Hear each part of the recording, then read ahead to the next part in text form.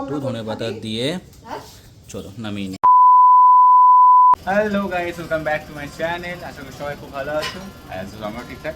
তো আজকে হচ্ছে আমি আবার চলে এসেছি আমাদের রান্নাঘরে একটু নতুন কিছু ট্রাই করতে। নতুন বলতে কিছু না, পুরোনো রেসিপি। আমাদের আছে বানাচ্ছি ইডলি সাম্বার। হ্যাঁ, আজকে বানাচ্ছি ডোসা। আর ডোসার সঙ্গে তো সাম্বার আর চাটনি থাকতে হবে। তো চাটনি আপাতত মোটামুটি হয়ে গেছে, চাটনিটা কাকিমা বানিয়েছে। আমি আপাতত সাম্বার প্রিপারেশন করছি। কড়াই তেল গরম করতে দিয়ে দিয়েছি, ডাঁটা রেখে দিয়েছি, এদিকে টমেটো পেঁয়াজ কাটা হয়ে গেছে, তেঁতুলটা যাতে দেওয়া হয়েছে। বাকি ডাল আর এইগুলোকে ভেজিসগুলোকে আমি আপাতত বয়েল করে নিচ্ছি। অন্য সময় ভেজিসগুলোকে আমি আপাতত করে নিই, কড়াইয়ে সটে করে তারপরে দিই, বাট আজকে একটু একসঙ্গে ডালের সঙ্গে মিক্স করে নিয়েছি। তো চলো শুরু করা যাক আজকের রেসিপি। সো গাইস, চলো স্টার্ট করি। তো প্রথমে এতে দিয়ে দেবো সর্ষে, যেটা একটু ক্র্যাকেল করতে দিয়ে দিই।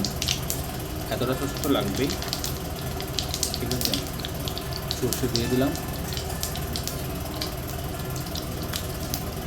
সর্ষেটা মোটামুটি ক্র্যাকেল হয়ে যাক। শুকনো লঙ্কা এটা ফুটো। মেন ইনগ্রিডিয়েন্টস দিয়েছি কারি পাতা। আমাদের সাম্বারের জন্য মেনলি যে ফোড়নগুলো লাগছে সেটা আমরা প্রথমে দিলাম কালো সর্ষে, তারপর দিয়েছি মেথি, তারপর দিয়েছি শুকনো লঙ্কা দুটো, এবং কুচি করে রাখা হচ্ছে লঙ্কা কুচি আর কারি পাতা। আর এই যে এখন দিলাম হিং। এটা দিয়ে নিয়ে আমাদের কিন্তু শেষ, এরপর আর কিছু দেওয়ার নেই। এগুলো একটু ভেজে টেজে নিয়ে এর উপরে দিয়ে দেবো আমাদের পেঁয়াজ কুচি। তারপর পেঁয়াজ কুচি একটু ভাজা ভাজা হলে তার উপরে দেবো টমেটো। মশলা বলতে শুধু সাম্বার পাউডার আর আমাদের লাল লঙ্কা গুঁড়ো, ব্যাস।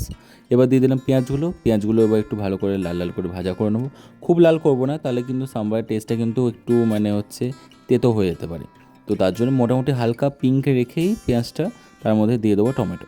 তো খুব বেশি লেট করবো না, পেঁয়াজটা মোটামুটি হালকা একটু ভেজে নিয়েই টমেটোগুলো দিয়ে দেবো। আর টমেটো দিয়ে নিয়ে তারপর টমেটোগুলো যতক্ষণ না গলে যায় ততক্ষণ অবধি কিন্তু টমেটোগুলোকে কিন্তু কষতে হবে। তো কড়াইতে টমেটো দিয়ে দিয়েছি, এবার আঁচটা একটু কমিয়ে দেবো আর একটু সময় দেবো যাতে টমেটোগুলো একটু গলে আসে। তো চলো স্টেজে দেখো, এই স্টেজটাই কিন্তু টমেটোগুলো প্রায় গলে গেছে। তো এই স্টেজে গ্যাসটা আরও একটু কমিয়ে নিয়ে একবার অ্যাড করে দেবো আমাদের লাল লঙ্কার গুঁড়ো। কাশ্মীরি লঙ্কা গুঁড়ো ব্যবহার করছি এখানে, অন্য কোনো ঝাল লঙ্কা ব্যবহার করার কোনো দরকার নেই, কারণ আমরা শুকনো লঙ্কা এবং কুচি লঙ্কা ব্যবহার করছি।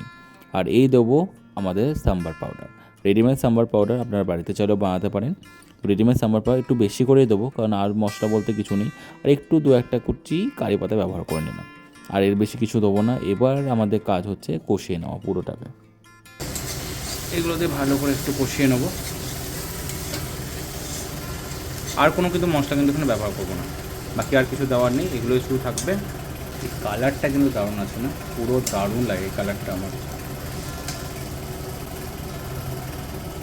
জাস্ট ডাঁটাগুলো একটু দিয়ে দেবো, মানে এগুলো না দিলে এখন একবার দিয়ে দিলে এই মশলার সঙ্গে একটু কষা হয়ে যাবে, প্লাস একটু জল দিয়ে তখন বসিয়ে দেওয়া হবে।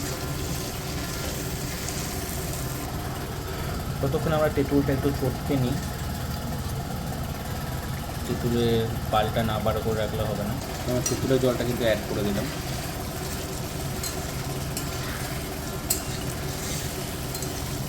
এবার আমি এখানে দিয়ে দেবো জল। আমাদের ডালে কিন্তু জল আছে, সেটা মেপে দিতে হবে। নুন আমরা এখন কিছু দিইনি।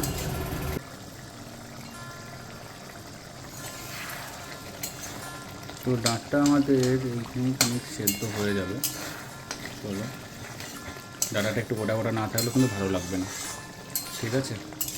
তো এবার আমি অ্যাড করে নেবো ডালটাকে। আমি এবার সময় কম থাকার জন্য ডালের মধ্যে সবজিগুলো দিয়ে একটু বয়েল করে নিয়েছিলাম, আলাদা করে শর্টে করি, কিন্তু আমার মনে হয় না এতে টেস্ট কিছুটা কম হবে। খুব সুন্দর কিন্তু একটা কালার এসছে। হ্যাঁ, ডালটা একটু পুরু হয়ে গেছে, আমরা অনেকটা জল অ্যাড করতে হবে। আর হ্যাঁ, ডালটা ম্যাচ করতে পারিনি বিকজ অফ সবজিগুলোর জন্য। তাই জন্য কড়াইতে একটু আমরা খুন্তি দিয়ে একটু চেষ্টা করবো ডালটা একটু যেন গলা গলা হয়ে যায়, যেটা আমাদের সাম্বারের টেক্সচারটা খুব ভালো আসবে। আর জল অনেকটা এখনও বেশি লাগবে, তো জলটা অ্যাড করে নেবো এবং একটু পাতলাও করে নেবো। আর এই টাইমে আমার স্পেশাল ইনগ্রিডিয়েন্টস হচ্ছে এই যে পেঁয়াজগুলো, যেগুলো আমি চিলি চিকেনের মতো কেটে কেটে রেখেছিলাম, সেগুলো আমরা এখন এই টাইমে দিয়ে দেবো। এই টাইমে দিলে কী হলো, পেঁয়াজগুলো খুব একটা বয়েল হবে না আর একটা ক্রাঞ্চিনেস থাকবে, যেটা কিন্তু আলাদা একটা টেক্সচার দেবে, মানে একটা ব্যালেন্স এনহ্যান্স করবে বলতে গেলে। তো সেটাই আমরা করব, মানে এই যে করে ওটা পেঁয়াজগুলোকে দিয়ে রাখলাম, খুব একটা বয়েল হবে না, খেতেও ভালো লাগবে। আর একটা জিনিস যেটা দেবো সেটা আমি এই যে এখানে সাইড প্ল্যান করে রেখে দিয়েছি, সেটা হচ্ছে এই গুড়টা। এটা না টেস্টটাকে ব্যালেন্স করবে। তো এই গুড়টা দিয়ে দেবো একটু। Sweet and salt. তো মা ডালে কতটা নুন দিয়েছে জানি না, বাট আমি একটু নুন দিয়ে অ্যাড করছি, দেখিনি একবার। আর তাছাড়া একটা জিনিস তেঁতুল দেওয়া হলো, তারপর টমেটো আছে অনেকটা, তার জন্য একটু নুন একটু বেশিও খাই সাম্বারে। তো নুনটা একটু বারবার চেক করে দেবে যাতে এই নুনটার ব্যালেন্সটাও ঠিকঠাক থাকে, টক আর নুনের ব্যালেন্সটা। আর আমরা মিষ্টি যেটা দিয়েছি সেটা গুড় অ্যাড করেছি, যেটা একটা হালকা মানে টেস্টটাকে এনহ্যান্স করছে। তো একবার নুনটা টেস্ট করে দেখতে হবে, বা নুনটা টেস্ট করার আগে আমরা খাবারটা একটু মাকে টেস্ট করাবো, তারপরে টেস্ট করব যে নুনটা ঠিকঠাক হয়েছে কিনা। না, নুনটা একটু বেশ লাগবে মনে হচ্ছে। তো নুন অ্যাড করে দিয়েছি, একটু নুন থাক, আমি ধনে পাতাটা একটু দিয়ে দিই। সাম্বারটা ফুটছে, আমরা একবার ডোসার ব্যাটারটা দেখে নিই কতটা ফরমেন্ট হয়েছে।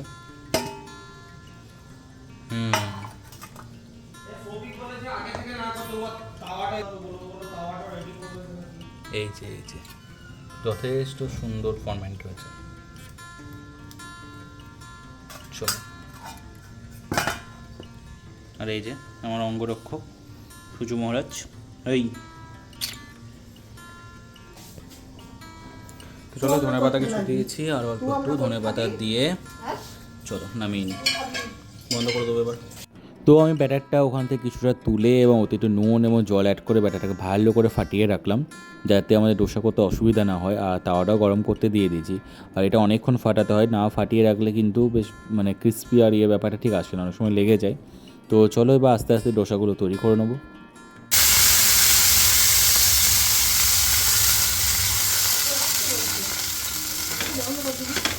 ঠাকুর রাত থেকে চলে এসছে।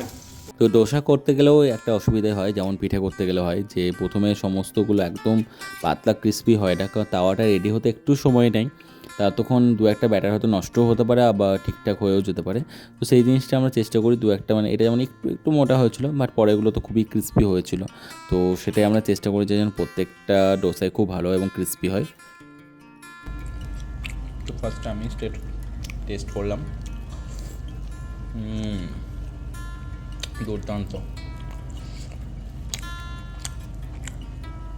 For sure restaurant fail. তবে মেন জিনিস আমি সাম্বারে পেঁপে, তারপরে হচ্ছে এদিকে কুমড়ো, অনেক কিছু সবজি ইউজ করি, যেটার জন্য কিন্তু এর টেস্টটা কিন্তু আরও বেড়ে যায়, যেগুলো রেস্টুরেন্টে কিন্তু খুব বেশি ভেজিটেবলস ইউজ করে না। তো ভাইকে খাওয়ালাম ফার্স্টে, ঠিক আছে, এই ব্যাপারটাতে ও এই রান্নাটার মধ্যে ও ইনভলভ হয় না, তো এটা আমারই দায়িত্ব থাকে। তো ওর তো খুবই ভালো লেগেছে, পুরো দেখতেই পাচ্ছ থালা একদম চেটে খেয়ে নিয়েছে। চাটনি, সাম্বার আর ডোসা সবই খুব ভালো হয়েছে। তো খাওয়ার লোক সংখ্যা একটু বেশি, তার জন্য আমরা দুটো তাওয়া নিলাম। দুটো তাওয়াতে ইউজ না করলে কিন্তু সবাইকে দিয়ে কোলাতে পারা যাবে না। তো তার জন্য দুটো তাওয়া ইউজ করেছি, যাতে তাড়াতাড়ি হয় এবং সবাইকে দেওয়া যায় সময়। কারণ একটা করতে করতে আরেকটা করতে সময়ও লাগে, তো তার জন্য একটু তাড়াতাড়ি না করলে কিন্তু মানে ওই টেস্টটা আর তখন থাকে না, খাওয়ার ইচ্ছাটা কমে যায়।